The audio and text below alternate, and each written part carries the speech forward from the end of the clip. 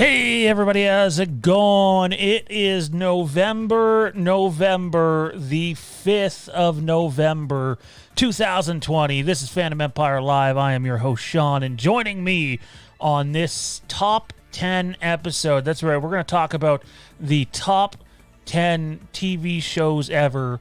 Now, while some of our favorites might be sprinkled into this list, I've asked the two individuals joining me on this show tonight to try to be as unbiased as possible and have your number one be actually what you think is the best TV show ever made.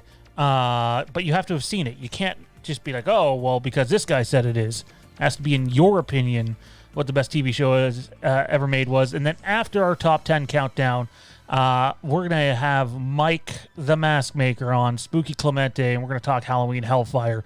Without further ado, though, the two individuals joining me on this episode, Tommy B, what's happening, man? Hey, buddy. You know, it's been a day, it's been a week, but I'm hanging in there, just taking it as it comes. It's been a day, it's been a week. It has. I mean, just another example. It's been a year. I'm dealing with. Yeah.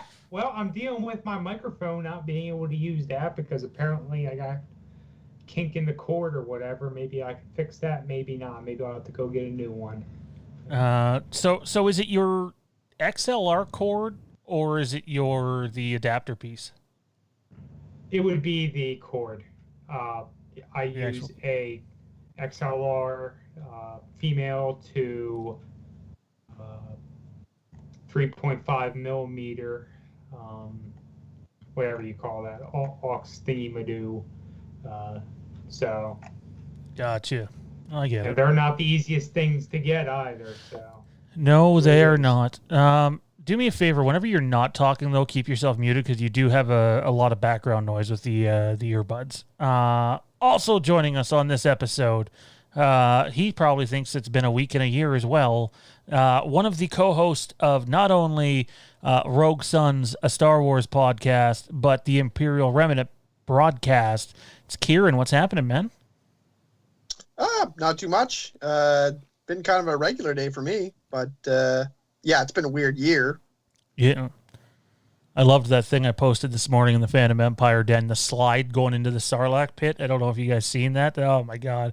Like that's 2020 in a nutshell. So right off the top, before we get to our lists, I intend to watch this movie when I go upstairs. I don't know if it's on a streaming service or not. Might have to get it from other means. But it's November the 5th, and there's a movie that's based on this day, a comic book movie, which a lot of comic book movie fans today may not have even seen because they're either too involved with the current Marvel movies or DC movies. But V for Vendetta, I remember going to see that in theaters. I honestly, in my opinion, think it is one of the best comic book movies ever made. Do you guys have any thoughts whatsoever on V for Vendetta if you've seen it? It's been years since I've seen it, but it's not making a top 10 movie list of all time or anything like that, but it's definitely a cult classic. I should definitely plan on revisiting that at some point again in the near future. Kieran? Yeah, I have the movie, and I like it. I like it enough to buy it for sure. I remember I really love the newscasts with the English guy, and he's, at the end he's always like, "England prevails." I like that. I thought that was kind of funny, and I do remember liking the movie. Can't say a ton about it though, because I haven't seen it in a while, but I know I like it. One of the biggest take-homes from that movie for me was just how friggin' good Natalie Portman is in it. And I thought to myself, as much as I love George Lucas, I almost wish he had someone else direct the prequel trilogy. He could have still been the writer behind it and overseeing it. But I don't know if we got the best out of Natalie Portman in the prequels. And I really like Padme, but Portman in V for Vendetta is just so good. She was only like 15 when that movie filmed, though, right, or something like that. I think she was 15 when the Phantom Menace came out. Yeah. She's advanced as an actress by the time V came out. Absolutely. So there you have it. November, the 5th of November. V for Vendetta. If you're looking for a movie to watch tonight before you go to bed, that might be a good place, to start. I just briefly want to touch on this, guys, before we get to it. If you didn't see last night's stream, I'm going to go over this really quickly right now, and then we'll dive into our lists. And because this whole episode, other than when we bring Mike on to talk about Halloween Hellfire, which is out now on YouTube, if you type in Halloween Hellfire, I don't believe you can find it. I don't think he has the video tagged properly. So type in Spooky Clemente. You can find it that way. And just like his, I think he has a message in the chat here. Yeah.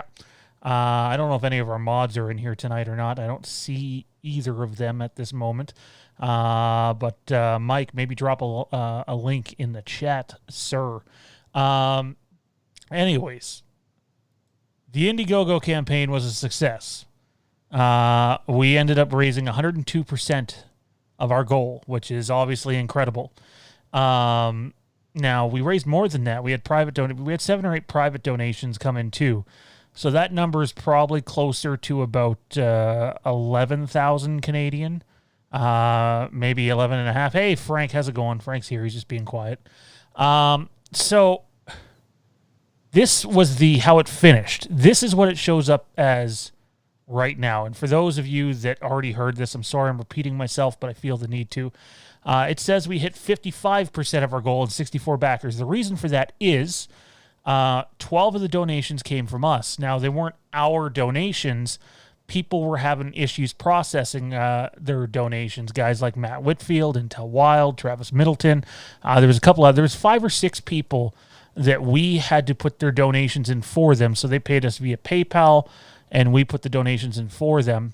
Apparently, in the Indiegogo code of conduct, that's a no-no when you donate from the same account that the account is linked to, because it can make your viewers, or the backers, it can be misleading towards them. So I assure you, as Matt Whitfield and Intel Wild said last night in the chat, that's not the case. We were just trying to give people who either couldn't process their payments or only had PayPal as a payment option more options to be able to donate to the campaign. Either way, we ended up getting the money. Well, we don't have any of the money yet, but they refunded us that money that we donated. And that should be in like 3 days. And then as of tonight, they started the processing on the rest of the money. So it actually turns out to be a blessing in disguise because, I'm no math whiz here, but 5% of 9,500 is more than, 5% of 5,000 is less than 5% of 9,500. And 5% is the Indiegogo cut. So it ends up being a blessing in disguise. But for a brief moment, my heart sank and I thought it was going to explode out of my chest because it's like we've already fronted a bunch of money to be able to do this. It's like, oh no, I'm about to be single, moving down to America, living on Tommy's couch. Would not have been good. Anyways, there you have it. I felt like everybody was owed an explanation. Now I've done it twice. I've done my shtick. We can get to our top 10 movie list. Let's talk about how hard it was to come up with this list. Because I thought this was going to be an easy list. And you can ask Jade. I was just sitting upstairs going, fuck, I don't know what to do. Like, I got 7 of them at this point. And I'm like, but I don't know if this one should be there or that one should be there. And I tried to do a little bit of manipulation so that I had almost like each genre represented. So I have like a medical show in there. I have like a horror show in there, an anime, a cartoon, a drama. So I tried to represent everything in my top 10 list. And so, yeah, how difficult was it for you guys? Sean! Damn it! Uh-oh. Damn it. I didn't include any anime in here because I just totally warped them out. Now I gotta go and redo the whole fucking list. I told you this. I told you this morning that I was including anime. I included animation, but anime is not animation. Well, it is, but it's different. Mike. This list is just fucking impossible. Like, this is like maybe one of the worst things you've ever done to us. What? Yes. So I harmed you by asking you to do a list. Yes. Yes. Well, maybe the chat enjoys the list. Your lists are almost as bad as your trivia. Oh, ouch. Ouch. Says the guy that comes up with all scholastic questions. They're just clever questions. Mike says Logan better be on that list. Mike, Logan is a movie and not a TV show. Yeah. Unless there's a Logan TV show I don't know about. So, in which case, someone better tell me because I got to go check that out. Kieran, was it hard for you, man? Or was it pretty easy? I want to say it was hard, but like it really didn't take me that long. I do have like my number 10 is gonna be whatever time that you ask me. It probably will have flipped to something, but that's because I feel like at number 10, like every time I do a list, whether it's the end of the list number 5 or end of the list number 10, I'm like I can do whatever I want with that one. So that might be different. But other than that, I mean, I knew what I had to do, and I also had a hard time fitting in a couple of my favorite shows. But I can't argue that they are the best, like quality-wise. I don't know. But no, it was all right. Good stuff. So before we get to the top 10 list, does anybody have one honorable mention they want to name? Anybody? Yes. What do you got? Rick and Morty. Rick and Morty's the honorable mention. Rick and Morty is my favorite show on television. It gets me in a place that nothing else can. Being I'm kind of a nihilist in a way. You know, and I don't know. It's the only show that gets that sort of like the world is about nothing for me. So nice. I don't know. Nice. It gives me something that no other TV show like can. So it makes sense. I get it. I know Rick and Morty is a huge pop culture thing. It's not finished, so I can't judge it as a whole. And that's why Mando's not on my list. Get up there with the heavy stuff. We're going to, by the way, everybody in the chat, if you want to take a moment right now to list don't give me your whole top 10 list or anything, but if you want to list some of the TV shows, whether they're current or older shows, they can be anime, they can be cartoons, they can be sitcoms, they can be dramas, they can be horror, whatever you want. Post in the chat now and we'll read them in a bit. Frank Riker right off the top. I don't have either of these on my list, but I loved them. The X-Men series from the 90s and the Batman series from the 90s. I also loved the Spider-Man series from the 90s too. Oh my God, it was so good. Tommy, you got an honorable mention, man? I mean, yeah. I didn't include any anime on my list. I'm sure we're going to find this on yours. I'll just go out and say Dragon Ball. Dragon Ball or Dragon Ball Z? Because they're not the same thing. Isn't it? That's the trick, isn't it? Because when we hear Dragon Ball, we typically go to DBZ.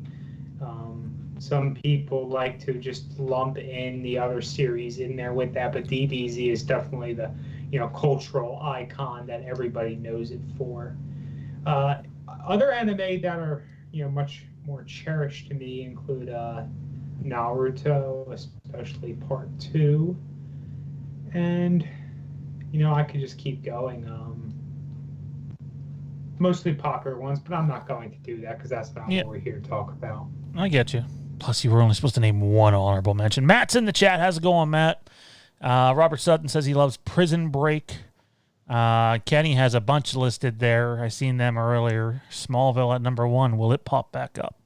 Questions. My honorable mention, you got to go way back. My grandpappy introduced me to this show. The Andy Griffith Show. The do do do do do do do do do do do do do do do. Starring Andy Griffith, Don Knotts, and one very, very, very young Ron Howard. Absolutely love that show. It's so innocent. Yeah, no, definitely the Andy Griffith Show. That would be my honorable mention. You guys ever see it, or is it a little too old for you guys? Even though Kieran's older than me. I've seen it, no real attachment, memory, etc., so on and so forth. I'm older than you? Yes, I believe so. How old are you? 35. You are older than me. What the hell is that supposed to mean? I'm older than you? Whoa. So you just said that I look older than 35 is basically what you're saying. Ouch, man. Ouch. How can I, guys? All right, let's just change the kitchen counter scene to throw off balcony. Alrighty. There's a little hint, by the way, for some people that are gun-ho for Haddonfield Vanished. Why don't we start with number 10? We'll go clockwise. So I'll start, then Tommy, then Kieran. We'll just cycle our way all the way through. We'll go with our 10s, our 9s, our 8s. So this is the show today, so we don't have to rush it. Coming in at number 10 for mine is basically, I wouldn't say it's the only show that has political representation, because I think my number 1 has some old school political representation. But my number 10, and I get it why this would be controversial because the guy's a sick pig, but he's one hell of an actor. It's House of Cards. Kevin Spacey is as sick of a piece of shit as you will ever meet in your life. But if you try to deny that the guy is a fucking brilliant actor, then I don't know what to tell you, because he is brilliant. He's a brilliant actor. That doesn't mean that we have to be okay with everything that he chooses to do. For my number 10, I know I'm going to probably be the only one who has this on their list. Gearing to the more child/teen animated, I put the Clone Wars, because I feel that this show, yes, while being a hardcore Star Wars fan, really engaged with characters that prior to this we generally mostly only knew in a cinematic setting, and brought them into this whole new format that the series wasn't established in, and really kept going, and to such an extent that we ended up getting the that final season released earlier this year, just out of popular demand, I guess you could say, / hounding them for it. Wait, petitions worked? Wow. Well, now Clone Wars is awesome. It's great, but I couldn't put it on my list just because I think that the first 2 seasons aren't very good, if I'm being honest. And then season 3 comes around and the show just blasts off. Like, it might not have ended up on my list if I remember to do anime. Honestly, I'm much more attached to Japanese animation than I am Western animation. I mean, I have cartoon representation on my list, but it's not Clone Wars. Kieran, what do you got at 10, man? It was actually an argument for me, but it's funny. Frank Riker will love this. The argument was between Batman the Animated Series and X-Men the Animated Series. So I wanted to fit one in there, and I had a couple other shows that tried to make it in. I'm going to say Batman the Animated Series, though, because I think it's the better made of the 2 shows. I mean, just because of the theatrical music, the same music that they use in the movies, the art style of it, somehow taking place in the past, but not quite. It has its own sort of setup, and the voice acting is fantastic. And then the other thing is, like, one of the main characters in the DC universe right now, Harley Quinn, was created for that show. So, I think we just had a little bit of a blip, and we're back to normal. Okay. okay. She was made for that show. So I think that's a very important point for that show. X-Men probably means more to me, but that's just, I like X-Men. But Man, Batman is my number 10. The X-Men opening theme, absolutely love it.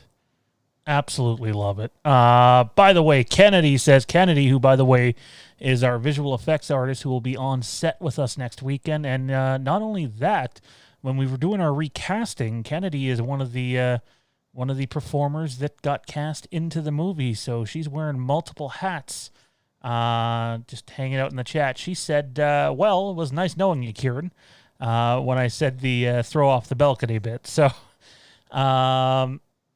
alrighty, number 9 for me. I believe I need to pull my list back up. I believe this is my cartoon on my list. Nope, it's anime. Dragon Ball Z. It's there. Love it. Longevity is great. Some sagas are better than the other sagas. I love that my oldest guy's into it. It's probably what we connect on most, that and Star Wars. Just love it. I'm never going to stop watching it. So there's a big kid in me somewhere. Dragon Ball Z, number 9. Tommy? My number 9 comes in at the first and not the only sitcom that makes an appearance on my list, and that is Friends. Friends. Oh, Zach Arnold somewhere is giving you fist bumps. I know. Zach's probably all like, why is it not number 1? I've never really liked Friends. I understand like that some of it's funny, but I have no idea how it got the popularity it's got. I think it's overrated personally. I mean, I enjoy it, but I do think it's overrated. Like, it's not like there's people that and Tommy's blowing up again. There we go. We're definitely having some Skype issues. That or YouTube still having issues, but I don't know. People love to compare Friends to Seinfeld, and I just don't see it. I don't think it's even close to Seinfeld, in my opinion. But yeah, no, I get it, Tommy, though. Friends is popular, and somewhere Zach and Mondo are going nuts for your selection. Kieran, what do you got at number 9? I have House. I think the main character, Gregory House, in that show is one of the best characters ever made for TV. I don't know if the show is kind of formulaic, and there's not a lot of episodes that stand right out for that show, so that's why it doesn't go so high on my list. But the main character is so deep and just like such a strong acting performance. I honestly, like it. I love it, and I've watched through it a couple times, and that's not something I do very often. So, I mean, most of the shows on this list are ones I've been through multiple times, but they would probably be mostly the only thing that I've watched more than once. And yeah, no, just the main character I think would be higher on the list of main characters, but yeah, House MD. So I don't usually say this, but I agree with absolutely everything that you just said. Gregory House is absolutely one of the best TV characters ever written. Absolutely love him. And love the show. We might have a special guest joining us, by the way, when we get to the top 5. Apologies, though. I need to reply to a very important message about our stay next weekend. All right, sorry. My number 8, this is where the cartoon comes in. It's a classic. I absolutely love it. Some people might think that it's outdated. The Flintstones. I think it's the best cartoon ever made. Oh, showing your age. It's so good. Fred and Barney are literally the prototypical couple of male friends, whether it was in the 60s, 70s, or even where we are today in 2020. It's such an amazing show. I love it. I could watch it over and over and over. And I'm so glad that, as much as I like Family Guy, that Seth MacFarlane did not get to remake the Flintstones. I would not have wanted to see what that would have ended up being. Flintstones, number 8 on my list. Tommy? My number 8 comes in at a show that I've seen it, but I haven't seen it in a very long time. The cult classic, Italian-American Mafia, The Sopranos. I have not seen Sopranos. Ray busts my balls. I don't know all if the I've time seen for the it. whole show, but I've definitely seen it. I actually come from it's watered down by the time it got to me, and it'll end with me. But I'm actually a quarter Italian. My whole maternal side is Italian. Was. He's been on me forever to watch Sopranos, and one day I will. But like at the moment, I have no time at the moment, so starting a new TV show just is not going to happen. But eventually I'll get around to watching The Sopranos. What do you got at 8, Kieran? I have Frasier. I wanted to fit like a 90s sitcom in there because I really like those shows. I like Home Improvement, and I like those shows. But this one's important to me, Frasier. I actually liked the show like as a kid or as a young teenager, and I really enjoyed not only the humor but like some of the lessons that you get from this show. I think are just fantastic. I always remember there's one time when Frasier says it's about ethics, and he says ethics is about what you do when no one's watching, or what you do when no one can see, like you're still doing the right thing. And like that sticks in my head, like something that I really remember and kind of go by in my own life. But the show is, it's funny. It's corny, and none of the really smart talk that they're trying to say is really all that smart. But I think it's fantastic, and I have watched through the show a couple times. And like if I see it on TV, if I'm watching, I'm flipping by and I see it, I'll often watch it, even though I'm like, oh yeah, this is the one where this happens, that happens, this happens. I know what happens, but I still watch it. So that's my representation of 90s sitcom. Nice.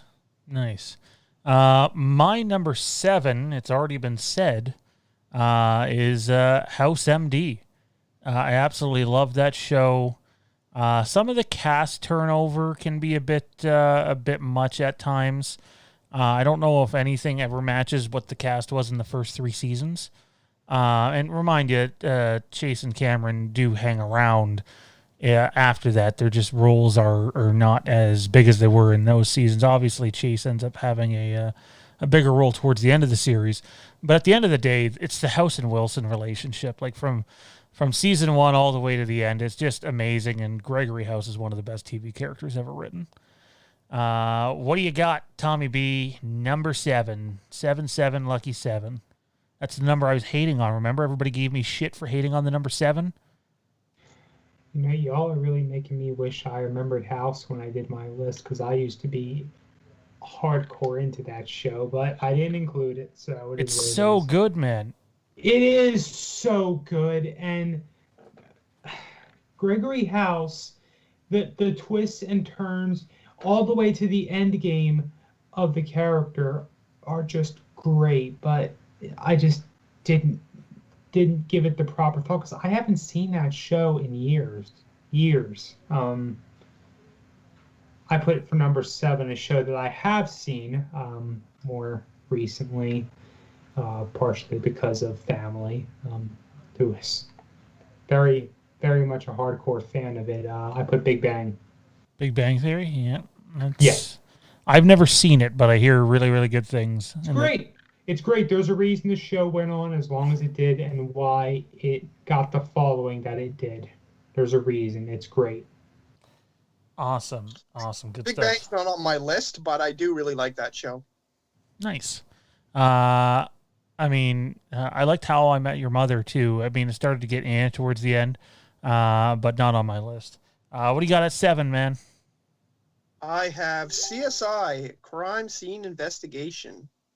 I I feel like the show went through a lot of twists and turns, especially when Grissom left and we got Lawrence Fishburne's character, and then we got Ted Danson, and it was still good throughout those. I didn't give it enough of a chance, but I went back and watched them recently, and yeah, it's still fantastic.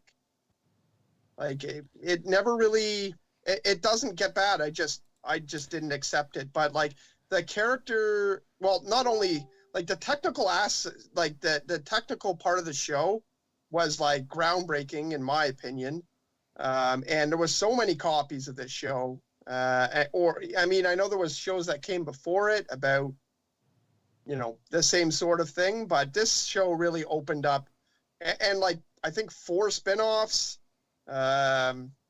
Just like, I don't know, it was a fantastic show. And I think it led to other shows as well. Like I think it led to Dexter. I don't think there would be a Dexter without CSI. I don't think there would be, I don't know, a whole genre of shows. I think CSI kind of jump-started.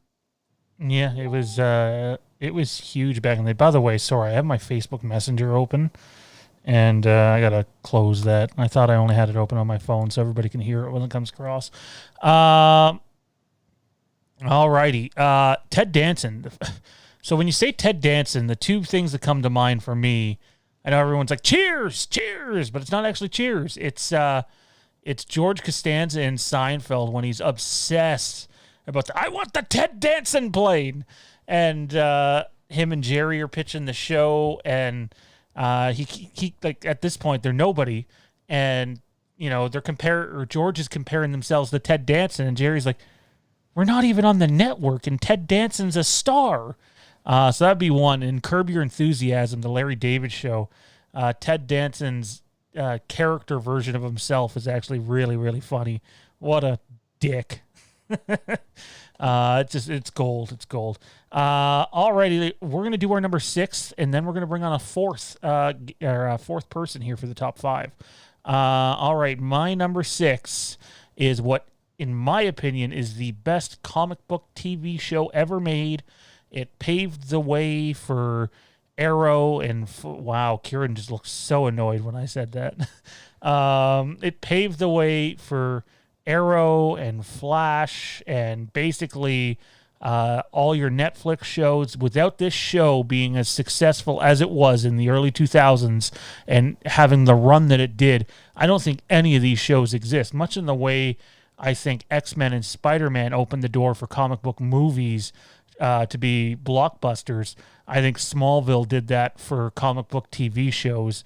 The relationship between Clark Kent and Lex Luthor, which they start as friends in this version, obviously based off of, I believe it was a Superboy comic. I can't remember off the top of my head, but like, love Smallville. Somewhere behind me, buried here, is, oh, there it is, right there. Is the Smallville box set. It's my second favorite TV show ever, but I also think it's the best comic book TV show ever and absolutely deserves to be on this list. So Smallville at number 6. So now we're getting into an area that I know there's going to be some contention, where I feel certain animated series belong as far as Western television is concerned. And for my number 6, I put in South Park. I feel South Park is extremely iconic. It's been a long-standing show for many reasons. The creators have backed off of how many and how often they're creating episodes, and yet it continues to this day. And it's continued in way that other animated series can't. They are constantly reinventing how they do the show, even if only in small ways. And we've really seen this these past few seasons. So that's my number 6, South Park. I know South Park is so huge to so many, and most of my friends absolutely love South Park. But I never never for me. I don't really know why per se. I just didn't ever get into it. I remember when it first came out, like they only had wasn't the first season like 6 episodes, and people went on, like I just remember people at school just being like, "Oh, have you seen the 6 episodes of South Park?" And I don't know, like there's some funny bits in it. It's weird because I think the Team America movie I think's fucking hilarious, so I should like South Park, and I just don't. I don't really have a reason for it, but I get why it's on your list, and I think it's a huge pop culture thing. South Park is a funny show because not a funny show like it's funny, but it's a funny show to rate because the first couple seasons are all just because there's kids swearing. There's not really a lot of substance. It becomes a weird, I don't know, kind of like taboo type thing for a few seasons.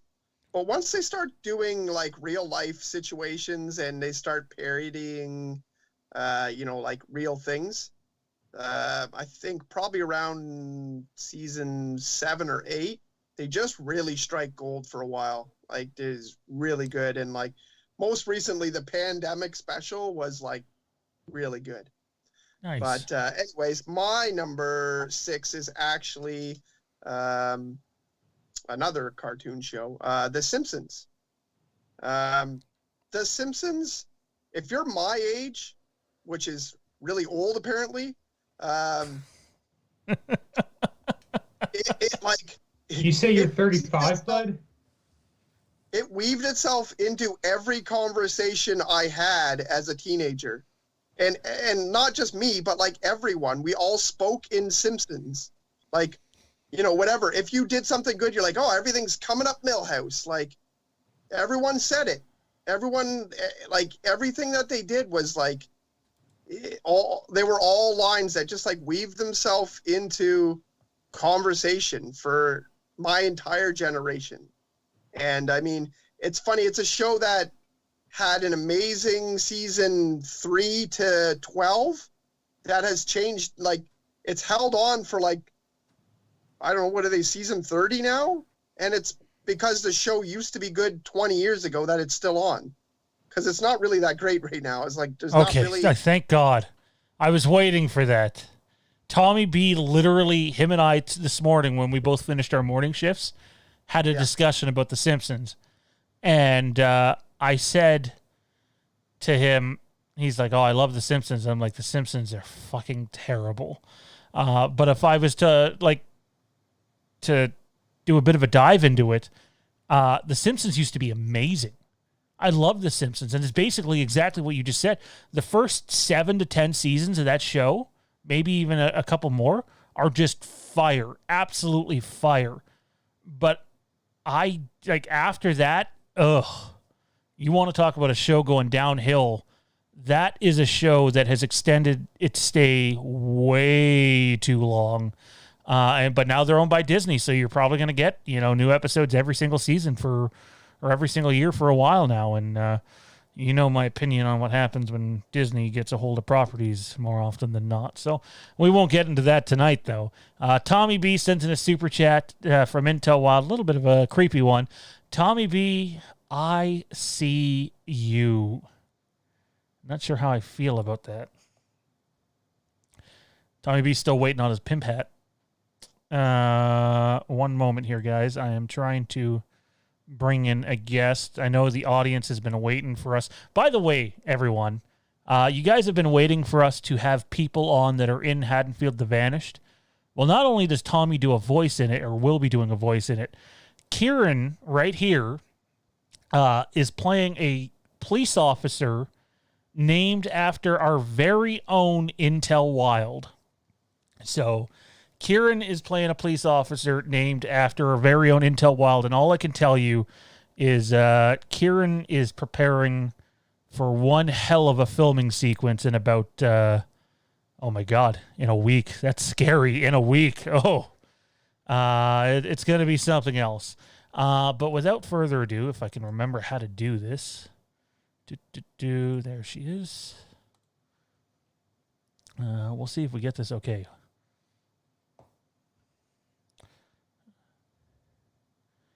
Ah, there she is. It's oh no, the audience can't actually see her yet. One moment. This is one area where I like to. Tommy B, do you remember when we used to use what's it called? Just normal OBS before Streamlabs. Yeah. It had a preview screen which we could use. Yeah. This does not. But hang on, if she talks, it's gonna echo. But without further ado, joining us for the second time, actually, on our YouTube channel here, it's Kennedy, who, as we said earlier, is our visual effects artist on set and now playing the role of Taylor in the movie. How's it going?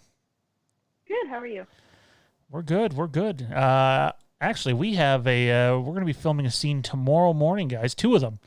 So that's going to be a lot of fun. And I still got to go to work in the morning, sadly. And then Kennedy, Ray, myself, and Rima are going to take off to a couple of locations and get it done. So you just literally whipped together your top 5 TV shows ever. Was it hard to come up with that list? It was. I'm sorry, The Simpsons is not on it. Which, by the way, started like 11 years before I was born. So, you know what's scary is Tommy. This one will make even you feel old. Is Supernatural would have started when Kennedy was like 4? What year was Supernatural started? 2006, I think. Let's do a quick Google search. 2005. 2005. So 4 turning 5. I feel like I just lost. That was a good year. That was the year Revenge of the Sith came out. Yeah, I don't remember those being in the same year. That's weird. Weird. All right, so we are going to start with our top 5s here as soon as my notes want to load back up. Before we do, though, Jade would have been on here, but she's dealing with the baby. And there's no one to watch him. Jade's top 10 list includes Survivor, Big Brother. I'm already not liking your list, babe. The 100, that's okay. General Hospital, Breaking Bad, which I have not seen. Rugrats, I absolutely loved Rugrats. Oh, my God, what a great show. Action 1, I don't even know what that is. Sabrina the Teenage Witch. I remember that show being huge back in the day. Smallville, House, and Charmed. There are some questionable shows missing from this list that we're going to have a discussion about when I get upstairs. But my number 5 is a show that I know Jade hates. It's Everyone Loves Raymond. I think it's one of the best sitcoms. And I also think it's very, very real to how a lot of families are in real life. So Everyone Loves Raymond for me at number 5. What do you got, Tommy? The Office. Which version? What do you mean? Isn't there 2 versions of this? American version. Nice. I have not seen the other version. Is there a reason why you have that at number 5? No. Just The Office. What? I don't know. You've given a reason for everything else, and this one was just like, The Office. Fuck off. Next person. Because it's The Office. How do you, obviously there are many shows that should be on these lists, but we only have 10 spaces, so. I've just seen The Office as early as a week ago, a week and a half ago. I was much more into it in years past, but it's going to always remain a mainstay for me of what I consider to be the best TV. I got to be honest. First of all, I just noticed the shirt Kennedy's wearing. Is that Freddie and Michael? In the Mystery Machine. Oh my God. Where the hell did you get that from? Amazon. Jade, I want that for Christmas. Write that down. I want that on my list. I'll send you the link. Oh my God. Yeah, please do. Holy crap. I will. amazing. I love it. It's nice and soft, Oh and my. just in time for the cottage. So It could be the roughest shirt in the world, and as long as it has those characters in the Mystery Machine, I am and it game. has Chucky, and yeah, it's great. Oh, I love you it. just you lost me at Chucky. Really? I don't know. I know we're sidetracking here, but one of the reasons why I like horror movies is because I find that, like, I put myself in the situation, what if this person was real, and how scared would I be? But I'm sorry, the idea of a talking doll with a knife has never scared me, and I've always thought, yeah, let's just punt him like a football. Just give him a good punt. I don't do dolls, so Oh, see, if you have a doll fear, Yeah. then yeah, that would be... like I could not watch Annabelle. I could not do it. Same with It. Like I struggled watching It. I hate clowns so much. By the way, speaking of It, I won't give any spoilers away here, but I guess this would be the second newest episode of Supernatural, if you don't include tonight, was really a love letter to The Shining and It, and I absolutely loved it. So good. Where are we on our list here? Who's number 5? I think it's. I just gave my number 5. All right, it's Kennedy. What do you got at number 5? See, I have to go with a FBI CIA show. 24. I just like the way it was done don't know. Kiefer Sutherland. because it's like, yes. I don't know. Just every episode they did was like a different hour of the day in one day, and I don't know. I just like the way that they executed it, and it wasn't cheesy. Like a lot of cop shows are really like cheesy. This wasn't. I enjoyed it. I mean, I enjoy Kiefer Sutherland, but that's another story. Kieran, what do you And got? he's Canadian. He is Canadian. Yes, he is. Yes, he is. Oh man, what was the cowboy movie he was in with? Is it Young Guns? I think it was Young Guns with like Emilio It is Young Estevez. Young Guns, yeah. I could not tell you. Oh my God, that's a classic. It is Young Guns. Yeah, that probably came out around the time Kieran was born. No, actually, I think it would have been after that. I think Young Guns is early '90s. So, what do you got at 5, Kieran? At number 5, I hope I get a lot of hate for this. Like, I'm fine with it, but Star Trek: The Next Generation. I absolutely love the show. I love Captain Picard. He's my favorite captain. It's funny because we do a Star Wars show, so I'm sure if we have any of our fans there, they'll hate me forever now. But if you watch the show, it goes over so many moral lessons that we could learn today in our own ridiculous climate, and just accepting people for who they are. I mean, like, I think in one of the first couple episodes, there's a guy who walks by and he's wearing like a dude's wearing a dress, and it just like goes by like nothing. Like there's no emphasis at all on it. And I remember hearing like I think the director or whoever was involved said like, oh yeah, in the future people wear like whatever they want, nobody judges them. And I was like, it was like just like mind blowing to me when I heard that. And I think it was like a voiceover or commentary, director commentary that I listened to. And but just like the way that society is in Star Trek is like what I just wish we could do here. But anyways, show is amazing. I love it. I love even the boring episodes that people don't like. Star Trek. Awesome. Oh, I know. I mean, I'm not a Star Trek hater. I've never understood how people think it's better than Star Wars. I mean, I don't get it. I don't. But I personally cannot stand Star Trek. I like the movies. I know a lot of Star Trek fans are not a big fan of the Abrams movies specifically, but I actually quite liked the Abrams. I remember when Abrams got announced as the director of The Force Awakens. I was like, okay, well, I guess I got to watch this Star Trek movie now, and I watched it, and I was like, oh, shit's actually good. Okay, sign me up. I like those movies. Luis in the chat wants to know if I'm going to read the list. Yes, I'll get to some of the list here. Let me go in the chat here. Anybody want to list their favorite TV shows? We'll call out a couple here. Melissa Todd said she loved the Everyone Loves Raymond show.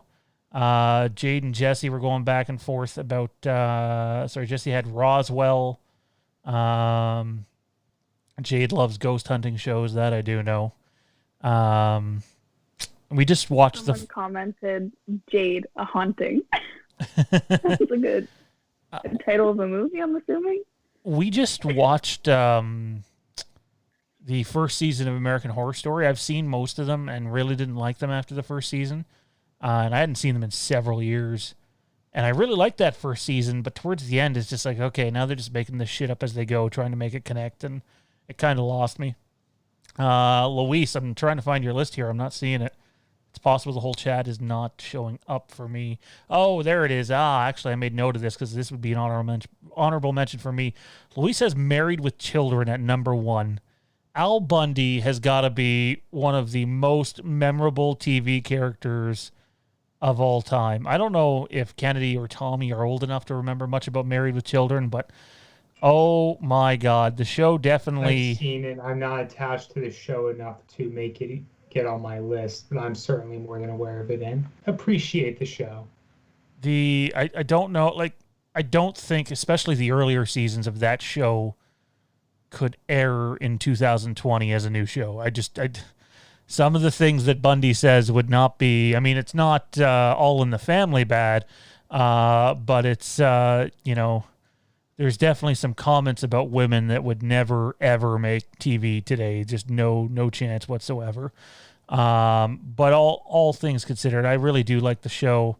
A lot of people got their start there. Believe it or not, if you're a Sons of Anarchy fan, Peg from Married with Children is in fact Gemma from Sons of Anarchy, who's in fact, I don't remember the character's name because I don't like the show, but the one-eyed girl from Futurama, what's her name? Leela. Layla? Leela. So, yeah, she's busy. And I think she's in the Roseanne spinoff now, too, the Connors. So, she has gotten around. That's probably a poor choice of words on my behalf. Alrighty. We're in the No comment. I mean, characters are all kind of that way. Right. I mean, you can see Gemma with basically the open heart fucking thing, aka you can see down her top all through Sons of Anarchy. Peg definitely dressed that way. She gets around pretty good in Sons of Anarchy, so she does get around pretty good in Sons of Anarchy, no doubt about that. She definitely does. What happened to my list? Not good. Number 4 for me. Pains me that this is all the way at number 4, but I had to leave my bias at the side. It's my favorite TV show of all time. I'm probably going to need therapy when it comes to an end here in 2 weeks today, actually. That's scary. It's Supernatural. It has run for 15 seasons. My youngest son, Jensen, is named after one of the stars of the show. The tattoo is on my arm right here as I'm... Right here. There you go. Supernatural logo with his name. We were going to go with Dean, but Jade has a cousin named Dean, so that wouldn't work. But yeah, no, I mean, if you guys have followed Tommy and I since Channel 1138, which some of you guys have, you know our love for Supernatural. And if I start talking about it, the other 3 are never going to get to talk. So Supernatural's number 4 for me, 15 seasons. The show kept reinventing itself, and it's just absolutely brilliant. Tommy, what do you got at 4, man? Honestly, Supernatural. So my number 3, it was a real flip. We're gonna argue about that in a minute, as to why it's higher than Supernatural. But Supernatural came in for me at number 4. Well, I've probably seen an episode of it here and there over the years. I didn't actually get started into being a Supernatural fan until about, I guess, 3.5 years ago, maybe a little more. And, I ran through the series, I guess it was 12 seasons, in about a few months, 6 months at the most, maybe. And I was hooked. I've started other watch-throughs, never finished them. I've only watched through the whole series once, but I've watched each season 13 through 15 live, and I've just become so attached to this series. I'm just so disappointed that I wasn't a longtime fan, through more of the life cycle of the show. It's powerful, it's rich. You got some romance, you got some action, adventure, you got a lot of fantasy. And what Supernatural does that some shows don't is they reinvent some of it and they play with things, but they get a lot of their lore pretty good. Someone who's educated in a bit of that stuff a little bit. They do, but I'll tell you one thing, and I don't want to get into politics or religion on here. There are some religious people that show really, people that like that show, and then the second they went down the religious route with it, which I was worried about too when they went that way, but I loved the story that it tells. But there's religious people that find it very offensive that they ever even went down that route. And I kind of get that, but it is what it is, and I think they told a really good story. Kennedy, what do you got at 4? At 4, I have the show You. Nice. Yes. I just I don't know, I like serial killer shows. I don't know, it's a thing. And just the way they portrayed him, and you were able to not only see the other character's perspective, but you also got to see his mindset and understand where he's coming from. And I've always been interested in criminal psychology. I don't know, it's a thing. Nice. I haven't seen that. I've never even heard of that show. Is it about a serial killer? Oh, dude. Well, I call him a serial killer. I don't know if he really is, but so it's about this guy who basically is just a very jealous person. He's a stalker. And he is a stalker, big time. Kieran, you need to sit down with your wife. To me, go ahead. No, go ahead, Kennedy. No, I was just going to say it's a Netflix original. It is. Oh, okay. It might be one of Netflix's best shows they've ever done, in my opinion. I agree. To me, if you have a significant other, it's a show you should watch with them. I know that sounds fucked, but a little bit. It's oh my god, Kieran, if you're into horror and stuff like that, where line crossing shit and just make you feel creepy and uneasy, I think you would love this show. And what's the main actor's name again? I know he's from Gossip Girl. Anyway, the main actor in that show who plays the main character sells it so good. You actually buy that this guy is just off the walls bonkers. Ken Badgley. That's it. He's so good. Well, I've dug both your selections so far, Kennedy. Kieran, what do you got at 4, man? The Office. But I guess we can't say anything about The Office, Tommy? Or... No. No. What? No. Okay, American, I'm assuming? The Office is, obviously a super cult show. I know several people who watch it all the time. They're always running through the show. As soon as they finish it, they start watching it again. And I know multiple people who do that. So, it's almost actually a cult. But not just for how funny it is, but at the end of the show, they wrap it up so well. I have to mention that. It's so emotional and just perfect at the end. There's not a show I think that has an ending as good as The Office does. So that's what I'll say about it, because you could go over The Office. There's definitely podcasts just about the show, multiple. So, if we want to go in depth, we can do that another day, but wraps up so well. It's fantastic. Jade just said to Kennedy, did we just become best friends? I think we might have. To Luis in the chat, okay, not to sound like an arrogant, ungrateful prick, but we read a lot of chat messages, whether it's on Imperial Remnant Broadcast or here on Fandom Empire Live. I specifically said, don't send in a whole list, just give us a couple names, and you sent in a whole list.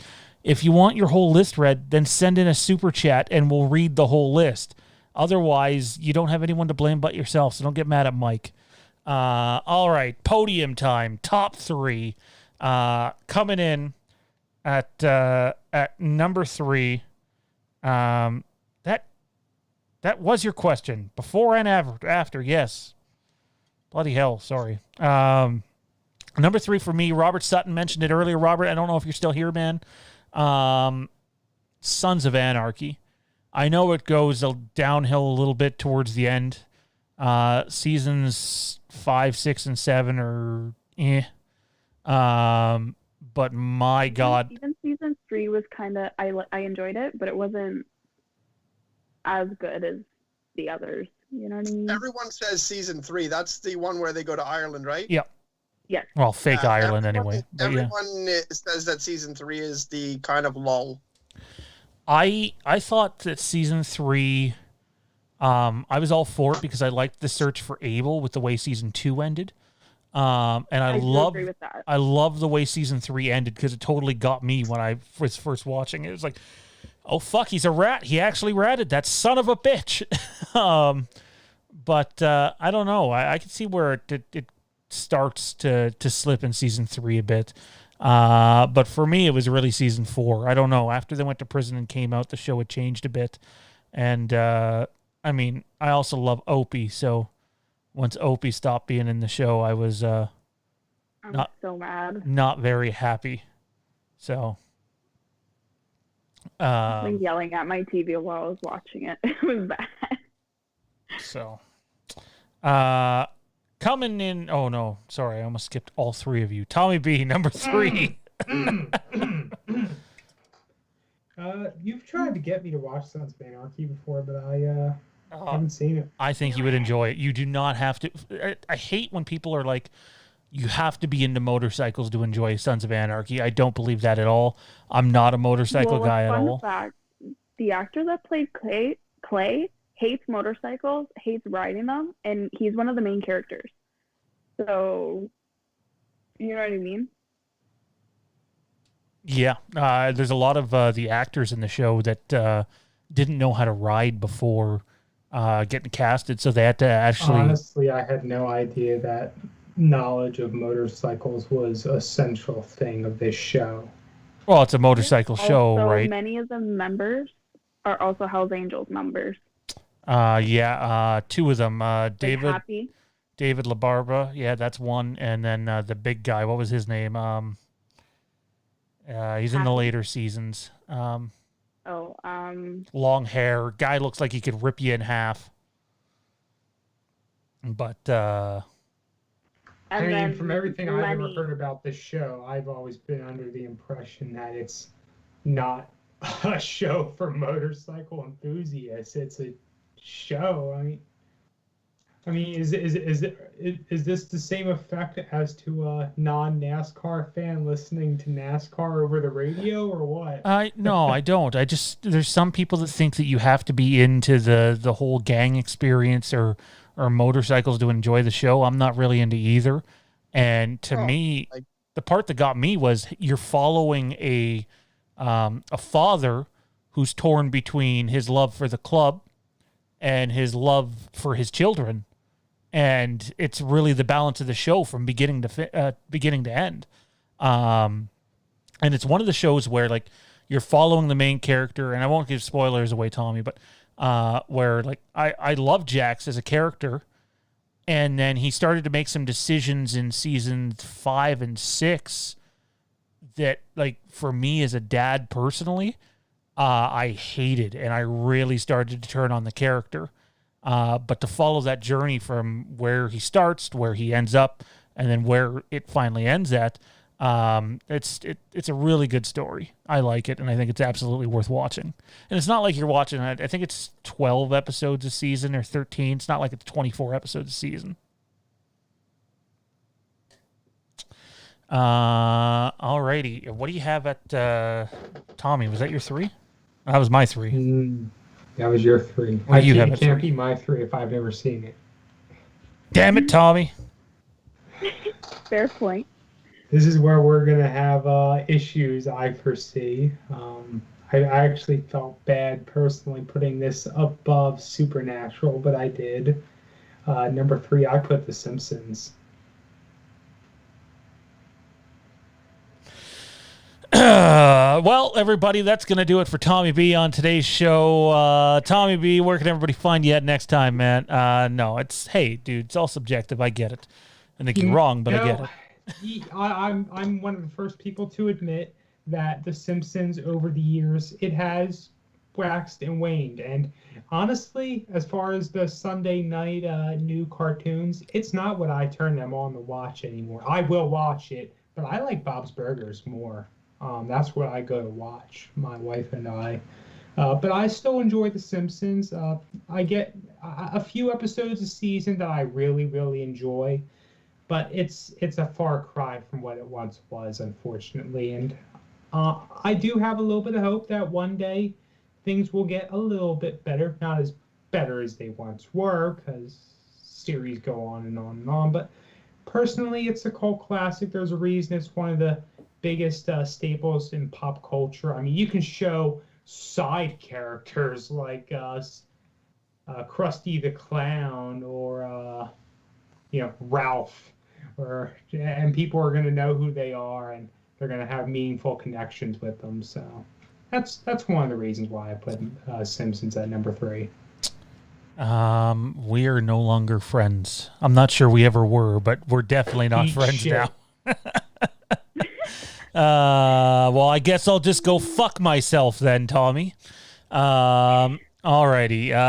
Kennedy, what do you got at number 3? I have The Sopranos. I think it was a well-executed show, just the way they, their casting was amazing. I just really enjoyed it as a TV show, and I found, even if there was an episode I was mad at, I was still able to, pick it back up eventually. I do admit I had to take some breaks between some episodes, but that's about it. Eventually, I'm going to watch Sopranos start to finish. It's not going to happen in the year 2020. There's just no time. But maybe next year I'll finally start it and give it a watch. KJ says Kennedy wins. All right. Someone else had Sopranos earlier on, too. Was it Tommy or Kieran? It was me. I had it in number 8. Number 8. All righty. Kieran, what do you got at 3, man? Podium time, dude. I have Breaking Bad. Another series I have not seen. Breaking Bad is, well, it's weird. It's not entirely exciting, and you don't really cheer for any of the characters in it, which is somewhat like Sons of Anarchy when it starts ending. But it's just fantastically acted, and it basically just shows every single fallout from, hardcore drug use. It shows so many different bad things that can happen to people from, how many different ways you can ruin your lives and how many different lives you can ruin.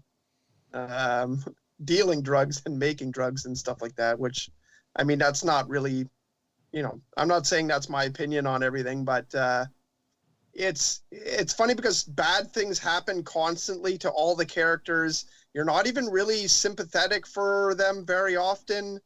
But for some reason, it's still addictive to watch. I have no idea even what it is, but I always get sucked into watching it. And the only thing I haven't seen is apparently there's a movie about the character Jesse. Is amazing. I loved it. It was so good. I haven't seen it. I'm actually running through the show again. I'm on season 4. I'm on halfway through 4, and then I'm going to watch the movie after, so I'm hoping it's good. But yeah, it's amazing. I really enjoyed it. So well written and acted, and in sort of like Coen Brothers sort of way, there's a lot of really, like, if you read over the script, you'd think it was boring, but then the way that it's pulled off is like, just like edge of the seat. Scripts sometimes are just guidelines. The performance can really bring things out. So, Yeah. Don't tell that to some people though. Alrighty, number 2 for me is a show about nothing. It's the best sitcom ever made. No show garnered more views than it did in its final season.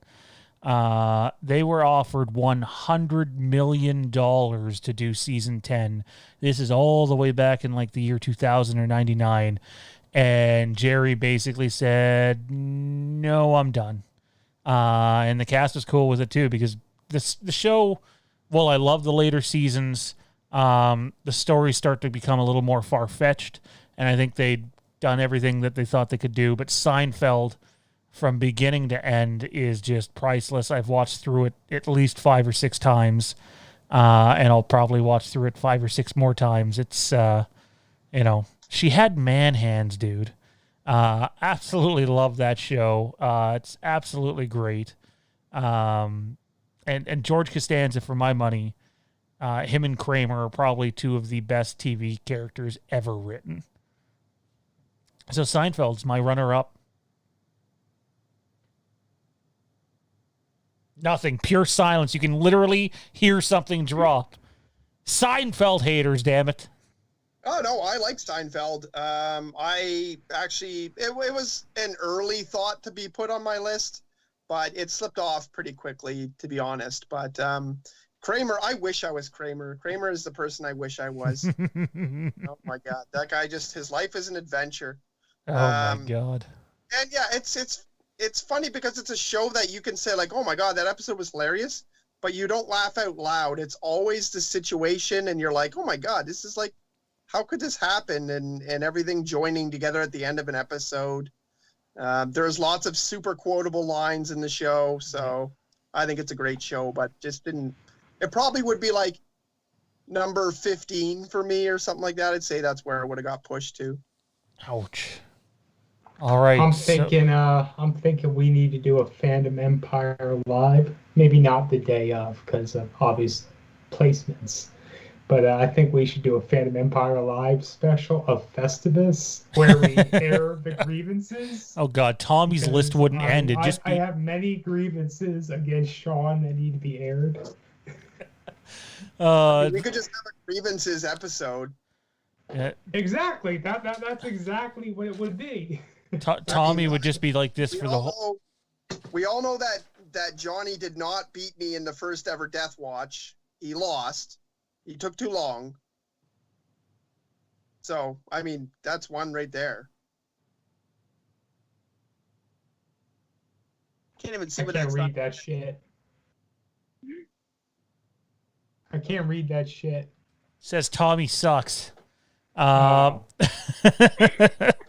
That would be like nobody else would get to talk. Tommy would grab his list and just be like, I don't like when Sean does this. I don't like when Sean does that. Fuck Sean. Fuck Sean. Fuck Sean. That'd be the whole show. I feel like it would be amusing though. It would. I mean, hey, it'd be fun to watch. We could do like roast weekly, roast on each member. I mean, Tommy roasts himself on a weekly basis here, so. Fair enough. What? Sorry, Tommy. What was your 2? My 2 is not Seinfeld. My 2 is Game of Thrones, which I believe was the thumbnail for this. It was, yes. Yes, Game of Thrones, a show that I did also on Sean's recommendation. It did not get into until very late into its life, actually just before the final season began to premiere. I ran through all the prior seasons. I think I still have them on Vudu, actually. And, there are a few shows that hook you as much as Game of Thrones. I think I ran through a season in a day and a half or two on average while I was doing my watch through. You develop the show from so many different angles. You got your action, adventure, fantasy. You've got romance, and all of it just for that it to be used to forcibly rip your heart out when your favorite characters are suddenly killed in the most gruesome way possible, much to your shock. Game of Thrones had it did so much for TV, as far as I'm concerned, that other TV shows either A, couldn't, B, wouldn't, or C, there was a third one, but I forgot. Yeah. Fucking Game of Thrones. I swear, up and down, that is just always going to be a top show for me. So Flinner in the chat says that I'm 19. Thank you, Flinner, because I mean I clearly still look like I'm 19, right? Like, there's my number one fan right there, 19. Jade says, "Oh, yeah. Oh, Flinner, no, he will never let me hear the end of it if he thinks he looks 19. Clearly, I look like I'm 19, right? Right? Maybe not anymore." Kennedy, what do you got at number 2? I've liked basically all your selections so far. I'm torn. I don't know.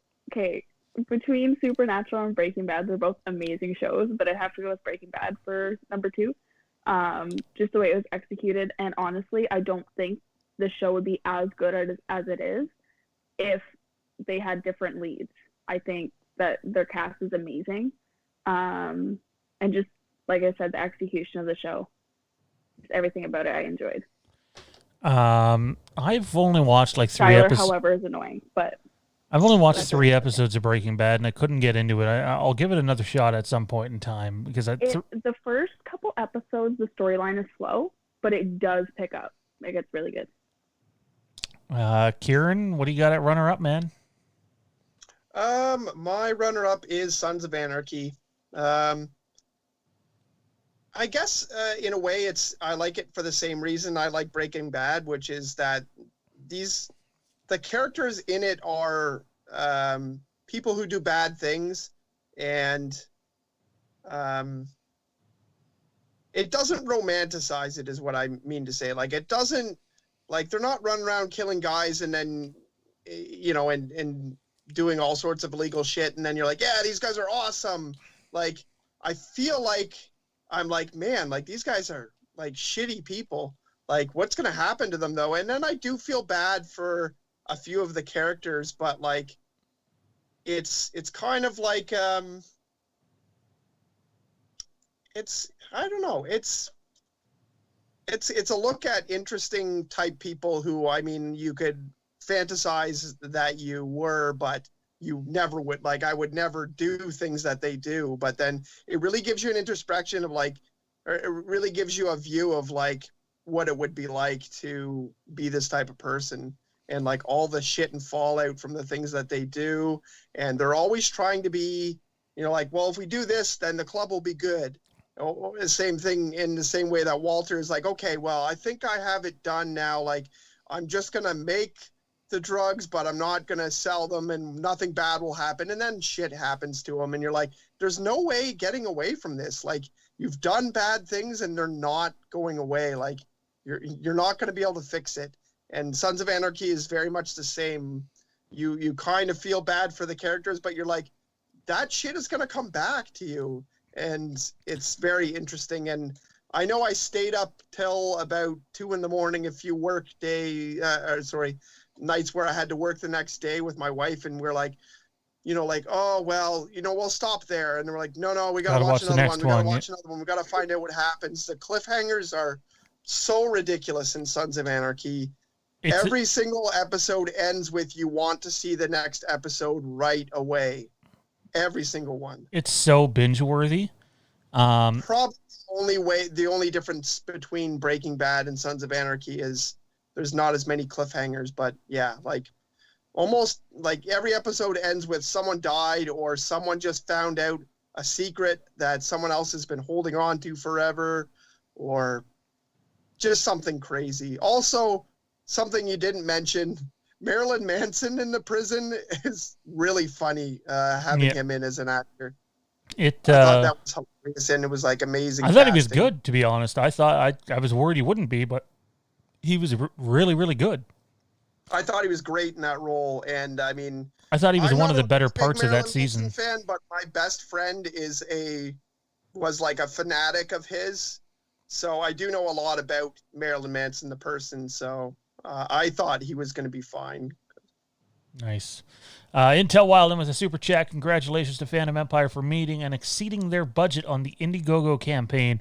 Well, I mean, the congratulations are appreciated, but really we should be thanking each and every one of you who donated your hard-earned dollars to our project to allow us the ability to go and make this film and really be put us in position to make other films. You know, not everything's going to be an Indiegogo project. We're going to do some shorts that have nothing to do with Indiegogo. And now that we have the equipment to do it and a team in place that is eager to do stuff, we're going to try a bunch of different things. So thank you, and you specifically, Intel. I don't know how much you want out there in terms of this, but guys like Intel and Travis and Robert Sutton, those three specifically went a long way to helping us reach their goal, donating lots of money. It really, truly is appreciated. And it doesn't matter how big or how little your donation was. If you felt that this project was worth donating to, then honestly, thank you. It means the world, and I'm glad everything worked out. Intel Wild says, Tommy Busy Bee, I've been sleeping on the pimp hat, but I'm just going to look online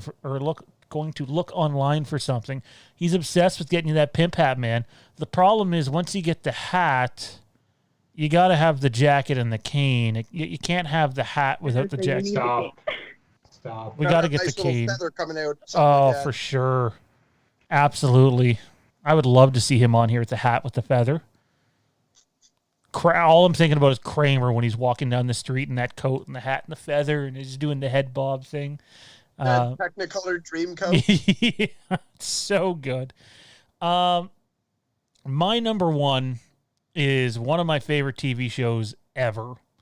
It's not number one. It's probably number 3 or 4 on my favorite TV shows. I think it's the highest quality TV ever made. I know the 8th season is divisive, but you got to remember that these guys were working off of bullet points. They did rush it, make no mistake, and sold us on promises that they did not deliver. So I do think the 8th season falls short in areas, but there hasn't been a TV show ever to have the world building and or storytelling that Game of Thrones has. You get action, you get adventure, you get heartbreak, you get political narrative, and like Tommy said earlier, you get invested in the show. It's like, oh yeah, I fucking love this Ned Stark guy. That's great. Oh no, they just cut his fucking head off in episode 9, I think it is. Oh, man. Sean Bean never dies. Right? How dare they kill Sean Bean? Guy that dies in everything. The show is so amazing, and Jade and I were meaning to do a rewatch of it recently, and then we floated the idea out there with Kieran about trying to get Thaden into it. Some way, somehow, I'd like to go back and rewatch Sons of Anarchy an episode at a time and do some coverage on here, almost like a retro flashback replay of Game of Thrones. Although I do that for Sons of Anarchy too. Game of Thrones, though, it's so good. And you start off on a small scale in season 1 with Game of Thrones, and as the show got more successful, the scale got bigger and bigger, and it's just incredible. Fuck Game of Thrones, Frank! How fucking dare you? That's it. I let you off with your Scream hate, but now your Game of Thrones hate? I take offense to that. Wow, Frank. Dude, I love you, bro, but fuck Game of Thrones? Oh, man. Oh, I feel like I feel like my heart just broke on air. I need a moment. Tommy, what's your number 1? It's actually a reversal of your 1 and 2. I put Seinfeld all the way up at number 1. I mean, I don't know if there's a show that has ever been more in pop culture than Seinfeld. Debatable, but yeah. I mean, I guess pop culture and such is something I was definitely delving into a little more for my purposes of creating this list. So it was pretty difficult for me to. Do you have a favorite episode? Oh my God, could you imagine coming on here and doing like the top 20 Seinfeld episodes or something? Oh, that'd be hard. Actually, just after our little chit chat of this tonight, I'm actually totally considering starting a watch through when we get off of here. You cruise through that show so quickly because they're only 20-minute episodes, and it's just so good. Yeah. Honestly, I don't know. It's been so long since I've started from the beginning to end. Festivus is always a favorite one for me to come back to, though. I think I had just looked it up earlier. What was that episode called? Shit, I just looked it up.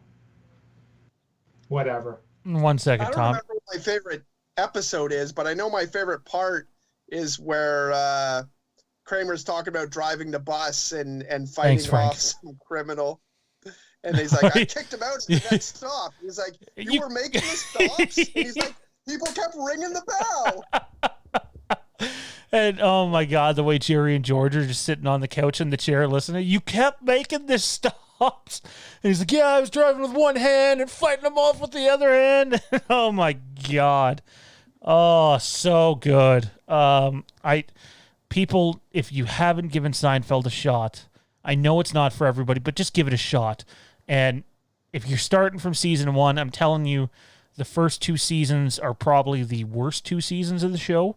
And as soon as it hits season 3, it just takes off. It's incredible from that point on. Frank Riker says Game of Thrones is the adult Dungeons and Dragons. Yes, only with a story. And I'm okay with it. I'm good with that. You can sell me on that. I'm good. Flinner says Game of Thrones is Lord of the Rings with boobs and atmosphere. I don't know. I mean, Frank goes all, like nuts for the hot tub, right? Okay, the wordplay on that one, though, was pretty clever. I'm not going to lie.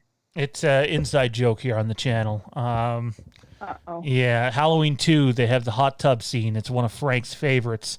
Yeah, you get the boobs in the hot tub, and that's where boobs and atmosphere came into place. So I don't know why you're not a fan of Game of Thrones, Frank, because I figured you'd be all over that. I mean, episode 1 has a hot tub and a naked Emilia Clarke.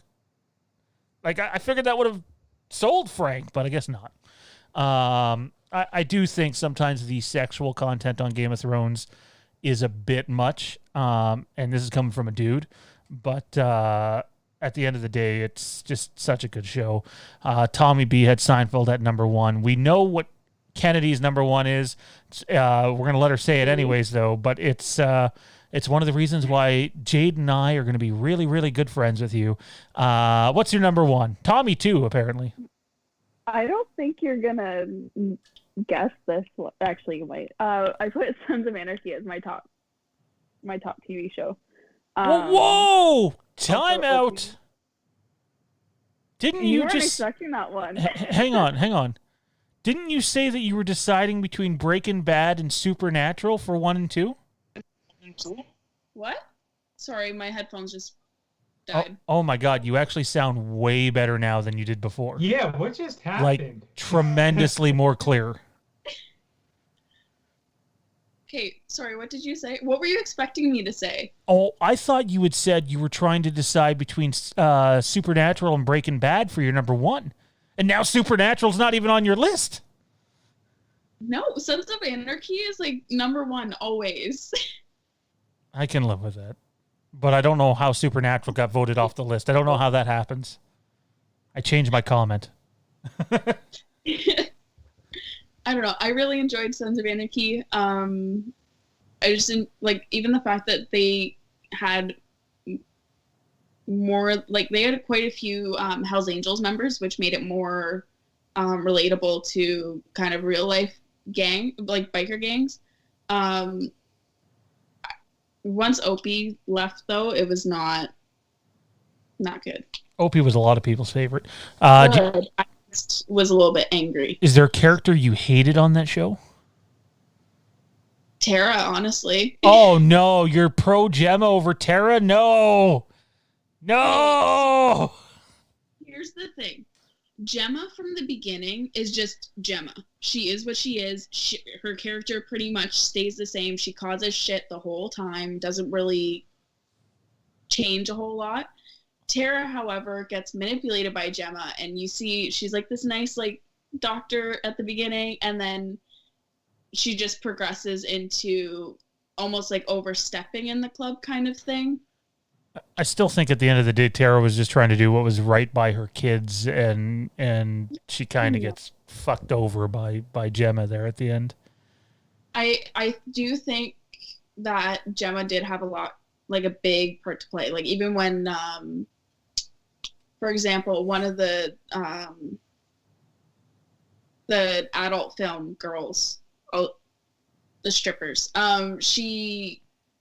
Gemma was like trying to convince her to like knock her out and like all this other stuff, but like Gemma really caused it a lot on that show. Oh, Gemma stirs the pot. I mean, look at season 7. That's all Gemma, off of Gemma and Juice. So it, wow. Oh, I won't say any more though, because I want Tommy to have some stuff to be surprised about on the show.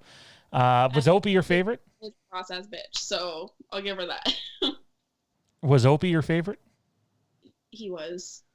Have you seen Mayans yet? No. I haven't been able to find it anywhere. It takes some time to get into, but I absolutely believe that Mayans is such a good spin-off for Sons of Anarchy. It takes place, I think, 2 years after Sons of Anarchy ends, and you really start to care for the characters in the show. And it's not on a streaming service right now, actually, but there are certain means that I can't say exactly what that you can get said. Always Sean and his certain means. Always. Then he wants everyone else to use those means. Yeah.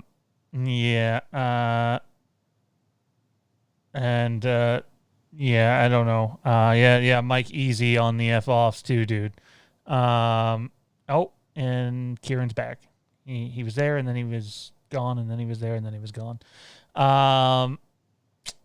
We're having all sorts of weird issues going on with Streamlabs right now. Kieran, what is number one, man? Number one is Game of Thrones. Nice. And Game of Thrones wouldn't be number one for my own favorite, but it is like the highest quality TV show that's ever been put on. Like the writing, the acting, the world building, the fact that it hooked everyone in and everyone was watching it. Like, anyone old enough to watch it was watching it, and probably a few people who shouldn't have been doing it at the time. But I feel like it was just another level. It's another level above other TV shows in terms of quality and production, I guess. And just what they did something that I feel like can never be repeated. I don't think any other show could ever do that. And, I'm hoping that like The Mandalorian's going to do that, or I'm hoping that like another show will come along, the Lord of the Rings show that's being made right now. I'm hoping that something else will come and fill that same sort of void, but I really doubt it. And I didn't mind season 8. My favorite character is the Hound, and he got the ending I wanted, and it was fantastic. So I feel like that's the end of the show for me, and the rest I didn't mind. I'm excited for the spinoff. I think it'll be good, but I'm a little worried it might be too CG heavy. Was what they intend to do. But it's because of dragons, correct? Yeah. So heavy into the Targaryen lore. So, but yeah, I mean, they already had filmed one other spinoff. They had the pilot and part of the second episode in, and got axed. So, where this one, they hadn't even filmed the episode, and HBO picked it up for an entire season. I guess the writing on it was so good that they loved it. And I think that was originally slated for a 2022 release. I can't help but wonder if the pandemic has now backed that up and it might come out 2023. But with 2021 on the horizon, I really do think this channel should look into doing something Game of Thrones like, and it would be some cool content. Intel Wildman with another super chat. There will be a full-on suit if I get things my way. Clearly, he's talking about Tommy B's pimp suit. Tommy B's 2021 Halloween costume has already been picked out by Intel Wild. Tommy just looks like he's seen a ghost at this point. Is he still with? Oh, see, I thought you were frozen for a second. I legitimately thought you were frozen. Game of Thrones is incredible. Would absolutely love to do something with it and Sons of Anarchy. Sons of Anarchy's spin-off Mayans is filming season 3. For those that are wondering too, I know a lot of people are like, well, I don't want to get into Mayans unless they bring Sam Crow into it and those characters. Without spoiling anything, it does feature those characters eventually. So it's not like you're just going to hear about them. The worlds do connect. So, and you get to see what happens in the post Sons of Anarchy era. So it's good stuff. Anyways, that's going to do it for these guys here on the round table, guys and gals. And we're going to outro them and bring on Mike the Mask Maker. Tommy B, thanks for doing this tonight, man. Sure. Happy to be on here. You can catch us all hanging out over on Facebook at the Fandom Empire Den Facebook group. Also, all Halloween fans out there, check out the Future of Halloween. Relatively older group of ours has really been exploding lately with new memberships, some posts and what have you. I had to accept a bunch of people into that. Platforms as well, Instagram and Twitter at TommyB1650. Eventually, we're gonna have graphics for all this stuff. So, we have a pretty decent graphic set right now, but it would make this easier. Kennedy, this is your first live stream with us. I know there'll be more. We're gonna be busy. We'll be together tomorrow. The next week, I mean, you, Kieran, and myself, and a bunch of others are going away for a weekend to go and shoot. I was doing the percentages this morning, and I think it ends up being like 65% of Haddonfield the Vanished is going to be shot in 2 days, which is just nuts and kind of scary because it's a lot of work. But for those of you that don't know, Kennedy is the visual effects artist on set for us and also playing a character by the name of Taylor. Where can everybody find you at, if you want anybody to find you? No, you can find me. I'm in the Fandom Empire Den fan group, Kennedy Walker, or you can find me on Instagram at KENADY1209. Nice. Awesome. Well, it was a pleasure having you. I know you whipped together your list for us, but it was a lot of fun. I did enjoy myself. Thank you for having me. Awesome. And Kieran, man, where can everybody find you and Thaden at, bro? I mean, you can listen to the Rogue Sons Star Wars podcast. But as for social media, I just watched the movie The Social Dilemma, so I'm never using social media again. Oh, so you're being serious about that. I was just busting your balls when I commented on that. Because if I didn't see the comment because I've never been on Facebook since. Really? It scares the hell out of me. Wow. Well, I just assumed that everybody's watching, if I'm being honest. So, if you haven't watched The Social Dilemma, watch it and then never use social media again. Well, unfortunately, no. Except Can you tell us very, very briefly why not use social media in like 5 words or less? Because I don't think YouTube channels could survive without social media or podcasts. It's manipulating our world badly. It does what to our world? Manipulate. Oh, well, we already know. I was going to say, I knew that. That's okay. That's okay. Watch it. By the way, I got to say thank you, Kieran, because if you wouldn't have just mentioned The Mandalorian when talking about Game of Thrones, I would have forgotten that there's a new episode tomorrow. And I'm going to watch both episodes with my oldest when he comes down tomorrow night. Tomorrow's just crazy. I work in the morning, and then we shoot for probably 3 hours. And then I got to come home and pick up Jade and the baby, and we're driving out past Kitchener to go get Zach, and then driving home.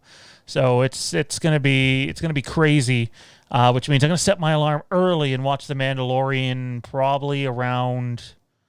I guess I'd have to start it around 5:30 or something. No, earlier than 5:30. That's when I watch it. Sorry, it'd be like 4:30. It'd be starting around 4:30. So at 5:30 wouldn't work. Anyways, guys, thanks for doing this with us tonight, and we'll catch you all again soon. For Kieran, anyways, it'll be Tuesday night on the Imperial Remnant broadcast. And also to everybody out there who's wondering about Haddonfield the Vanished, we are going to have a behind-the-scenes live stream when we're out at our shooting location. We'll walk you around the location, and then we'll have some cool little videos that go out during the weekend. So stay tuned for that. But Tommy, Kennedy, Kieran, thanks a lot. Thank you. Yeah, thanks for having me. Tommy, go fuck yourself.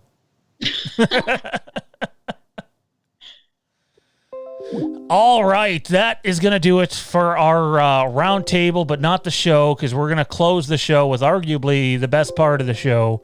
A guy who is in partnership with Fandom Empire, the guy that made the mask that's to the to my left, anyways. Let's see if we can get him in here. Apologies, you're gonna hear Skype calling noises. I muted it. I see. I see nothing, actually. There you go. I see you now. 1 second. Let's hope that you have your NDI activated, or this could be very short. There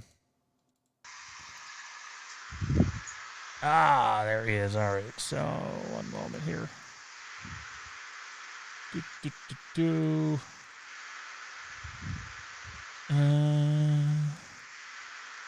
I have no clue if my camera's on. Touchy buttons.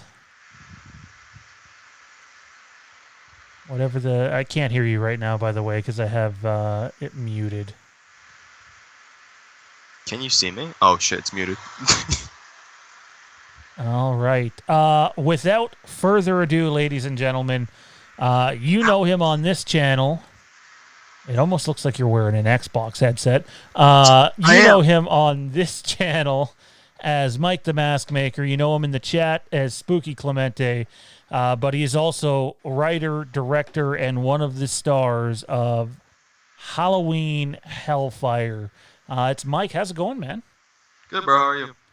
It's, in all of our months talking, going back and forth, this is the clearest I have ever seen you. Right? I don't know how I feel about this. I almost feel like I'm seeing you for the first time, which I'm not, but usually you're too busy working, and I'm looking at some sort of weird angle of you doing things. Yeah, this is normally how it goes. So I have to ask, what the hell is behind you? A poster. I can see the poster. I meant the other thing. Oh, God, what the hell are they called? I forgot the name of it. Stuff I picked up from Spirit. They did when we closed, they gave stuff, and I was just like, sure. They gave stuff. They gave stuff. Wow. I had to buy stuff at 50% off. Unbelievable. Oh, hang on. You're echoing. 1 second. Apologies. Hey, look at that mask you have in the background. Look at that. Your creations are everywhere. Yeah, everywhere. I have stuff everywhere right now. We got some masks going out to Intel Wild, Travis Middleton, Jamie Maurer, and Toronto Freddy as well. So be on the lookout for those boys in the next month or so. Dude, let's start with the idea of Halloween Hellfire. At what point did you know that you wanted to go out and attempt to make a fan film? Because it happened pretty quickly. That I do know. I remember you showing me literally your writing on paper. And I'm like, oh, he's like me. He's one of those people that still writes on line paper. I think it was actually blank paper, but I love writing things. I know people like to type everything down, but for me, it's like on my desk, I literally have, just in case like I ever need it, I have like just line paper. It's like, okay, need to jot this down, need to jot that down. And I loved that when you were showing me when you were first writing, it's like all your ideas were on paper format rather than just on like a computer or something. That's how I actually, when I was planning out Haddonfield the Vanished, Ray typed up his stuff and I had mine written on paper, and he's like, yeah, it's not going to do me a lot of good. I'm like, yeah, I guess I got to type it up. But where'd the idea come from, and when did you know that you were definitely going to go through with it? The idea came from, of course, when Halloween Kills got canceled, but I always wanted to do some sort of Halloween fan film from a very young age, and I would used to mess around the idea, and me and my friends, we all worked at a haunted house together. That got canceled. We were very upset. And we all were always tossed around the idea of doing something like this. And we were just like, you know what? Let's do it this year. And everybody was game for it. And then we were all curious to like think about like where our thoughts of where the ending of 2018 would lead us into the next film. And I mean, it's literally exactly what we thought in the way everything went out. I mean, some scenes were cut and stuff like that, but it was more or less of our envisionment of where we thought the film should go and the way Meyer should look and how he should act. And it worked. Now, obviously, I mean, I can speak firsthand on this. I do think there's and you might be a little more positive than I am, a love-hate relationship when it comes to the filmmaking aspect of things. Obviously, we're not doing this on some studio set, although I suppose Haddonfield is going to get close to a studio set next weekend. It's still not the same. We're not shooting on the Red or the RE. We're using what we have at our disposal to shoot with. And I don't mean just like your camera or your props or whatever, but like there's got to be times where you're just stressed and overwhelmed because you're just so involved with like I was watching your credits. It's like Mike Clemente. I'm like, okay, is there anything this guy didn't fucking do? At some point, it's got to get a little overwhelming. Yeah, it definitely got to some points where I was just like, this is too much. And there was a few points where it was a lot, but I got very fortunate with all my friends and my girlfriend. They always backed me and they always said like, you got this. We keep pushing, and they all put such strong efforts towards it and showed the same love that I had for it. And even when things got really rough and we didn't think we were going to be able to pull some things off, we all put our minds together and pushed it out, and it actually came out with all of our efforts together. It came out in such an amazing way, and we were all very, very happy with it. But regarding editing, music, and stuff like that, I always have fun doing it. I mean, the film was scored in 3 hours. Started at 12 and went to around 3. So it was, I always loved doing music and stuff like that. So the only thing that was a real pain was the shots and stuff like that and figuring out the effects. Well, I know you're a creative guy when it comes to effects. So like there are things that you're able to do on a whim that, we're struggling for Haddonfield to Vanish. It's like, how are we going to make this a reality? It's like, man, only if the border was open to get Mike up here. But it's not. So just the entire, from when you first started writing to the point where you had finished editing, what was your favorite part of the process? My favorite part had to be editing it. Like shooting it, it's fun and all, but it's way different. Like playing the part, it's a lot of fun, but editing it and putting it all together and seeing it come together was just amazing. And then getting to play the music was a lot of fun. But I think editing was probably my favorite part. Now, if let's see, that's we went through the story the other day where we lost a couple of cast members and our editor, and to this point, we actually haven't hired another editor. We've talked to Kieran about possibly bringing on his brother as a sound editor. I know I don't want to have anything to do with the sound. I'm skilled enough to be able to put an assembly cut together. But the sound I'm not going to touch. So we're debating whether we're still going to bring on a full-on editor to do the cut and the sound, or if we'll just bring on a sound guy. Now, if I get any of this information wrong, don't be afraid to, hey, Sean, you fucked up. This is what it actually was. So you basically made this movie, even though you busted your ass off for it, for next to nothing. Like this, what you have was completely self-financed by you, and you basically were able to show people that, hey, you don't need $10,000 and you don't need $50,000 or $70,000 to get together with a group of friends and put out a fun little Halloween movie. How stressful is it putting your own money into things? Because I know when we made the move from shooting in the cabin to the mansion, we just didn't have enough in the budget to cover it. And, some of that had to come out of pocket. And it was stressful. So I couldn't imagine, putting all your own money into it. Is there anything that you wish could have been a bit different? And is there anything that stands out to you where you're like, I'm glad that we did this and not someone else? Yeah, funding it definitely hurt, but I got very lucky. My parents were extremely supportive, and they definitely were there to help with everything. But yeah, it was created film-wise next to nothing, and it was to really show that you don't need all this fancy shit to make a good film. All you need to have is a really strong love and a really supportive crew, and just pour your heart onto it. There's nothing you can't do. But yeah, it was definitely stressful with funding as well.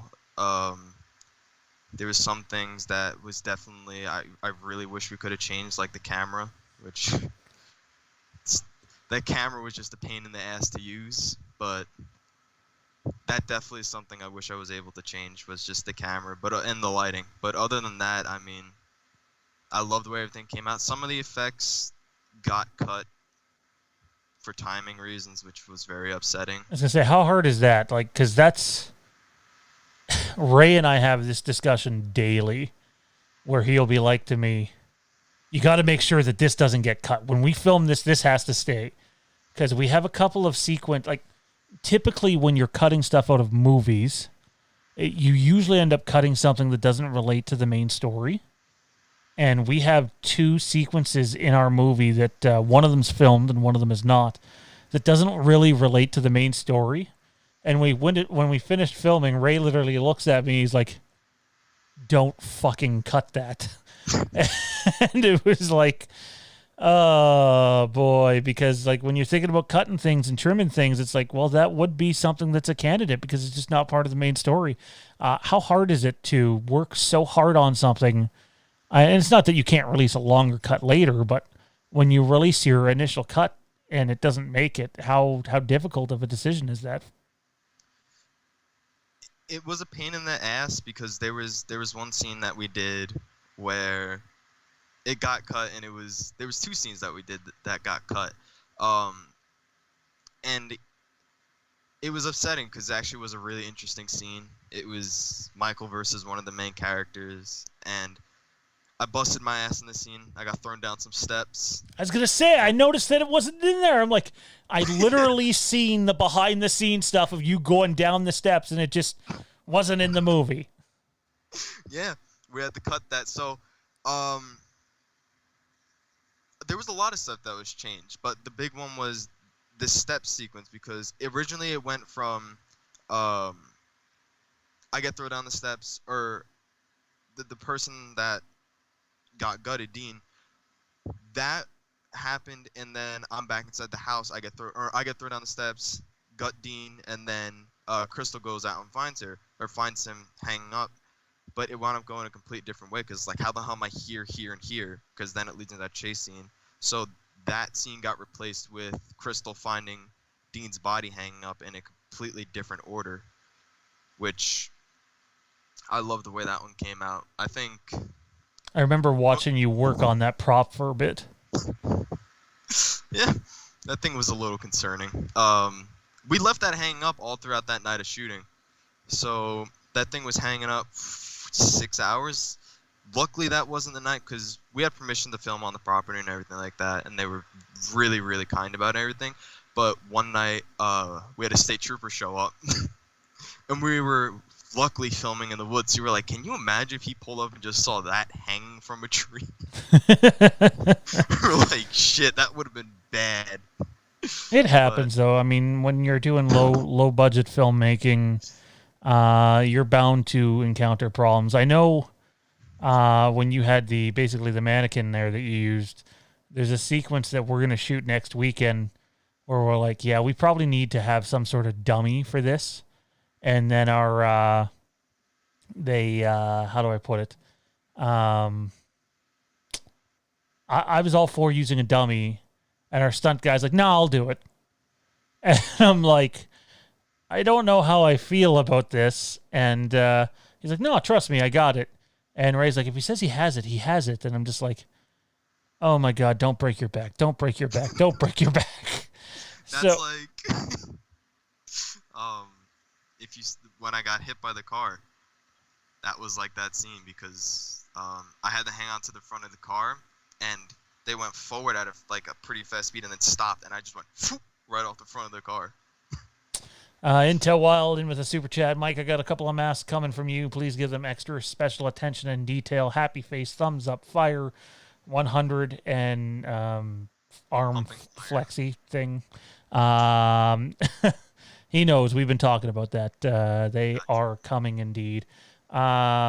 Mike makes films on YouTube. Yeah, Mike has Halloween Hellfire. For whatever reason, though, when you type it in, nothing comes up. Melissa, your best bet, Mike, if you want to throw a link in the chat, that would be the most suggested thing.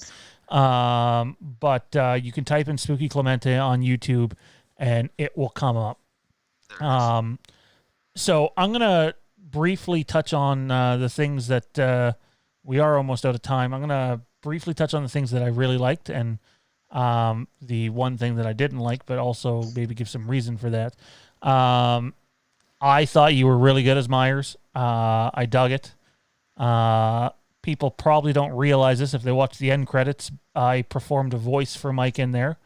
I'm one of the firefighters.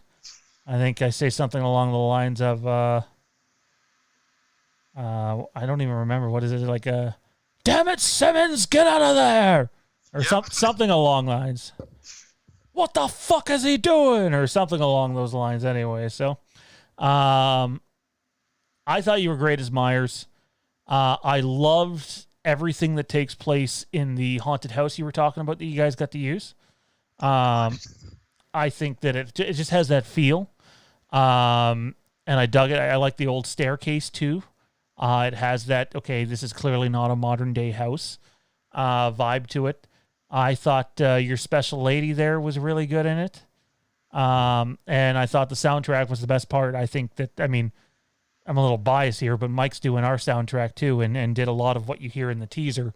I thought all in all, those were definitely the positives. And I mean, I know you scored it in 3 hours, but I do know you were going over different Halloween sound pieces for a very long time. So it was good that you gave yourself some prep time to get in there and get doing that stuff.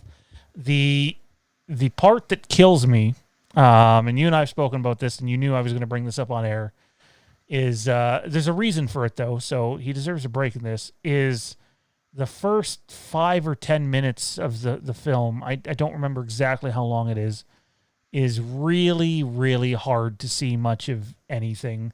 The lighting is not very good. And I don't really blame it on the lighting because I've seen the behind the scenes stuff.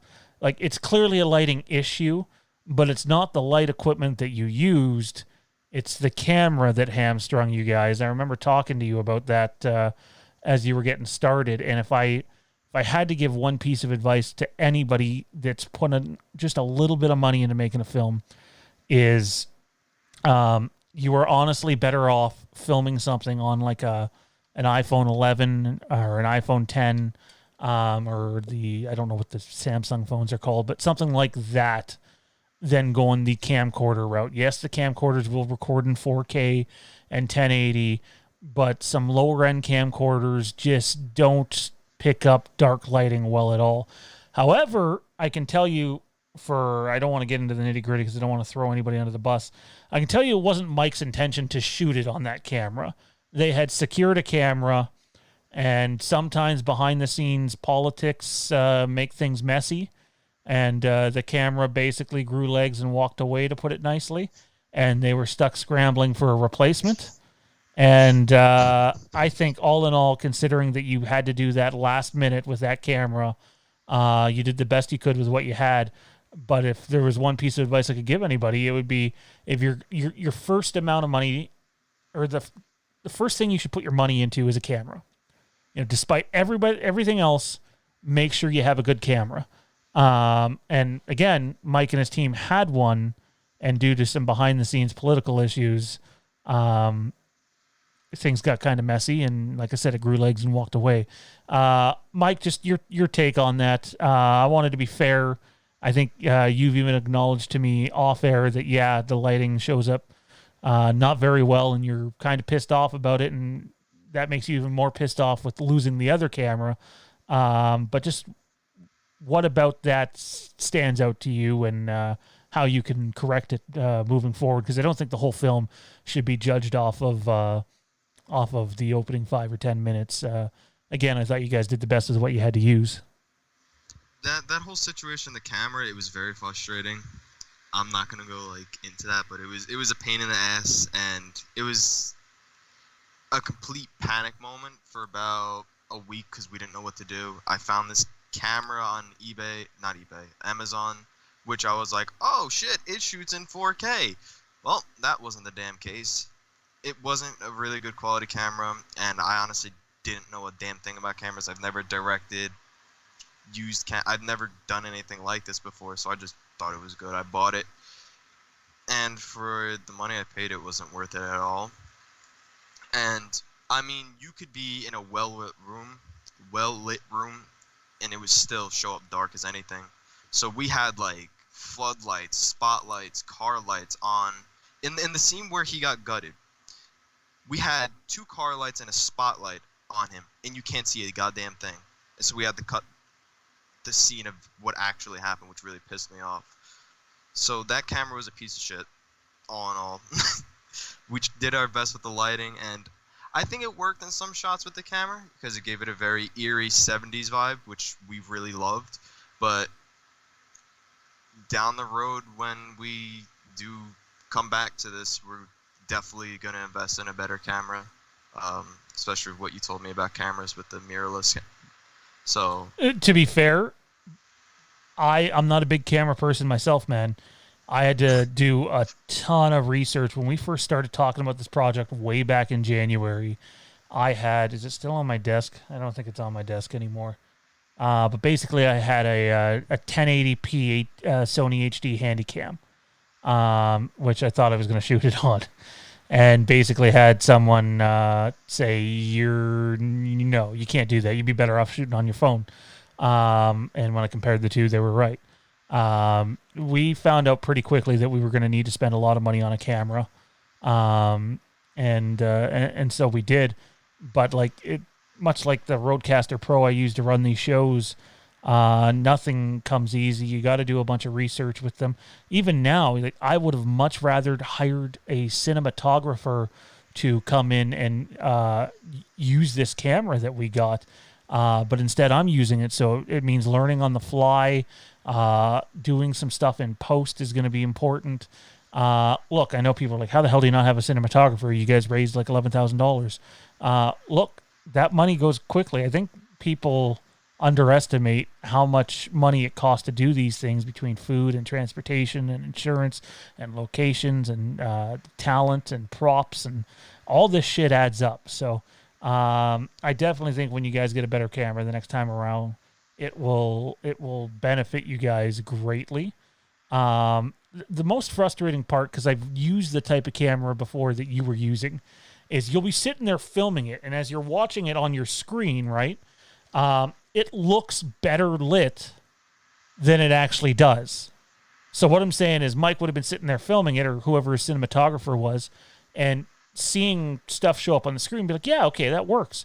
And then when you go and hook it up to a computer and play it back, you realize, oh, that's not even close to the quality that I thought I was seeing while recording it, which is misleading. But that's what you get with camcorders. Did you guys fall into that trap a little bit? Yeah, I can't even lie. Most of the time, I always would like watch over everything right after we shot it on the little ass camera display. I don't know what the hell it's called. And honestly, we really like. It was just bad. Most of the time, I'm not even gonna lie, we were filming pretty blind. I, for one, couldn't see shit because I had the mask on and then the dead eye on, so I was blind in one eye. So Julia, our cinematographer, luckily, I mean, I got really lucky with this. She's going to school for cinematography, so I was trusting her a lot on that, and most of the time we couldn't see shit. That camera we used was just bad. It couldn't see shit on the thing, but when you put in the computer, still couldn't see anything. And you put it on like 1% brightness, and everything was visible. We're pretty worried about next weekend because most people have seen the mansion that we're shooting in on the water. And I'm going to give a little bit of the movie away here. It's very brief. The power goes out in the house. But we have it written two different ways. So we have the power goes out in the house and stays off. So we shoot in the dark, and we're using our lights that we have with us to light everything up, and a lot of it will be shot like that. Or we have the power goes off and comes back and goes off and comes back, almost like a flickering effect, as if someone has damaged the box. And it's not a matter. We know that both of them will show up on camera. That's not an issue. It's more of, is Ray going to be able to see or not? Oh, there's a blooper. Michael Myers just fell down a massive staircase. Cut. We have something like that. So we're concerned about that. Look, man, at the end of the day, I really liked what you guys did. It was unfortunate that the lighting turned out the way it did from that camera, but at the same time, you made the best out of a bad situation, and I think that deserves to be, I wouldn't say rewarded, but I think whenever you can make something good out of something bad, you've done your job. The popular question is, and I seen you ask this on Instagram, Halloween Hellfire 2. I know we've talked a bit about would you do an Indiegogo? Would you title it this or that? I know a lot of people... Into a while, it says, "Night is young, boys. Got a bottle of tequila. I'm going to crack it open and finish it tonight and work tomorrow." Jeez. Well, that sounds unsafe. I'm going to go up and spend the rest of the night with my lady. And if I didn't know any better, it sounds like the kid might still be awake. Look, at the end of the day, I thought you guys did really good for what you were working with. I still am of the opinion if you do a sequel to it, you shouldn't title it Halloween Hellfire 2, just because if you do run an Indiegogo campaign, they're going to be like, oh, so we're funding the second movie, where's the first movie? If I were you, if I can just offer some advice, if you name it something else and just keep 2 out of it, but it can still be the sequel, no different than Batman Begins, The Dark Knight Rises, or even the original Star Wars trilogy when it was coming out, Star Wars, Empire Strikes Back, Return of the Jedi, is I would take the footage that you like most out of the movie, the well-lit stuff, and go back and cut yourself almost like a 90-second to 2-minute music video to use as your Indiegogo campaign, because you got a lot of good stuff in there, and you'll want the Indiegogo backers to see what you can do at your best rather than... some of the not great lighting that was in there. Just what are your thoughts on a sequel? Could it happen? Will it happen? When will it happen? How soon will it happen? And yeah, by the way, Frank had a comment I wanted to read here before you answer that. I'm freaking out, Spooky. Your room makes me think I'm in hell or waiting to get a massage. I'll take either. It's a massage in hell. It's a massage in hell. But yeah, man, is it coming? And just what can we expect? There's definitely going to be a part 2. It's not going to be titled Halloween Hellfire Part 2. We're definitely looking at a way better camera, 100%. Hopefully something along the lines of what you're running, because from what I've heard about it. It's an amazing, amazing camera. But the second one, we started writing it. The gist of the intro is more or less written. We're planning on starting the Indiegogo sometime in early spring, maybe late spring, and aiming to shoot in 6 to 5 months down the road. So I can't remember where the hell that lands, but in 6 to 5 months, it's going to be when the way it's written, it's going to be a very emotional, interesting, disturbing. It's going to be a lot from what we have planned. And now that we actually have time, unlike Hellfire, where it was more of a rushed production, we have time to plan everything out. A lot of stuff is going to be on screen and really thought out. So big things, hopefully. Well, man, what I would say is this. This is coming from someone who's not patient at all. Be patient. I know it's the hardest thing to do when you don't want to be patient.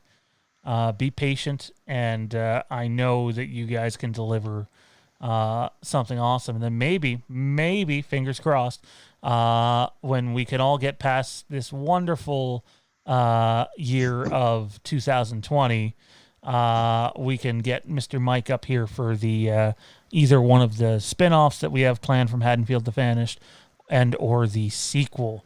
But we need a border to open for that to happen. Dude, why don't you tell everybody where they can find your film and where they can find you at, man? You can find my film on YouTube. Just type in Spooky Clementi. For some reason, it won't show up as Halloween Hellfire. And on Instagram, follow me at Spooky Clementi, or just message me if you have any questions. And Clementi spelled Clemente. It's very en français, very French. Yes. Like my name, Giroux. Jean Giroux. Je m'appelle Jean Giroux. Anyway, that's going to do it for us here tonight. We'll definitely have to get Mike back on the channel more. He's been hiding his face far too often for far too many months. We'll have to get you into like one of our Halloween watch-alongs. We'll do a big watch-along. We'll get you and Jade and Kennedy and everybody else in here, and we'll do like an 8-person watch-along where we all have some, I was going to say some drinks, but I guess you're too young to drink in the States. So, yeah, is what it is. Talented as fuck for 18, though. These beautiful masks you see on display on your screen right now, done by that man himself there. And if I'm not wrong, this mask right here, you may have recently seen in a a teaser, well before the teaser came out.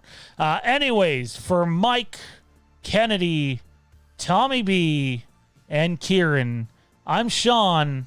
Don't forget, check out Halloween Hellfire right now. Links in the chat. If not, type in Spooky Clemente. We'll see you next time, guys. Oh, by the way, someone said in the chat, see you tomorrow at 8. You most certainly will not see me tomorrow at 8. The next time you'll see me on a live stream at the earliest would probably be Sunday or Monday night. Next week's going to be crazy. Anyways, that's going to do it for us, Mike. Thanks for doing this, dude. Thanks for having me, bro. And as Arnold Schwarzenegger said, I'll be back. Take it easy, everybody. The boogeyman is, in fact, coming.